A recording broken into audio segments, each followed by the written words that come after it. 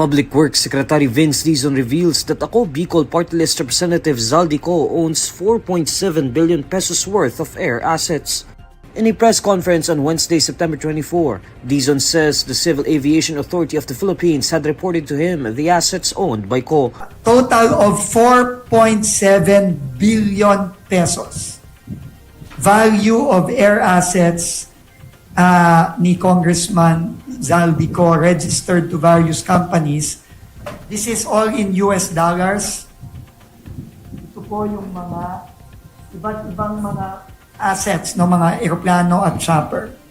According to Dizon, he has already written to the Anti-Money Laundering Council, Department of Justice, and the Independent Commission for Infrastructure regarding Co's assets. He says he will leave it up to the agencies to decide what to do with the lawmakers' assets. Co is being accused of masterminding last-minute insertions and realignments in the 2025 national budget. This supposedly led to the ballooning of the Department of Public Works and Highways budget. He is also accused of receiving a cut from the funds allocated to government flood control projects. The lawmaker has denied the allegations on budget insertions and kickbacks, adding he will address the issues through a proper forum.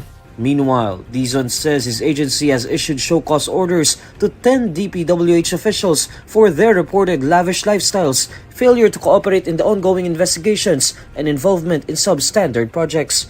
We are giving them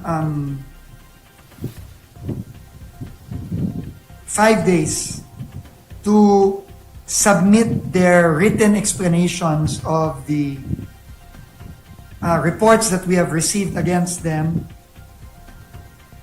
And later on, depending on the results of the investigation, appropriate administrative charges will be filed against them. Once sufficient evidence is found to prove their involvement in anomalous flood control projects, Dizon says their cases will be submitted to the Independent Commission for Infrastructure.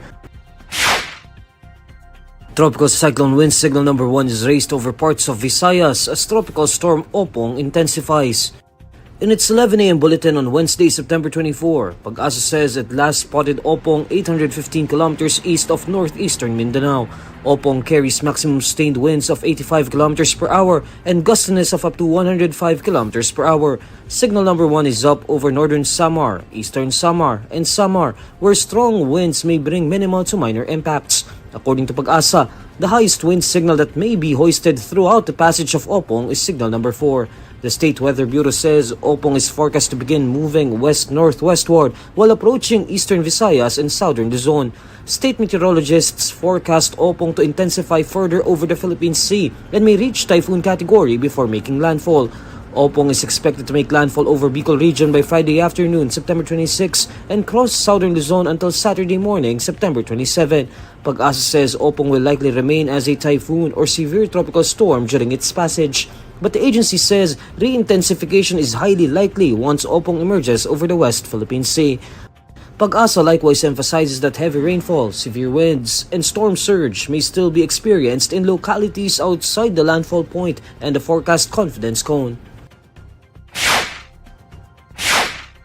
Vice President Sara Duterte is accusing President Bongbong Marcos and his administration of endangering the life of her father, former President Rodrigo Duterte, who is currently detained by the International Criminal Court.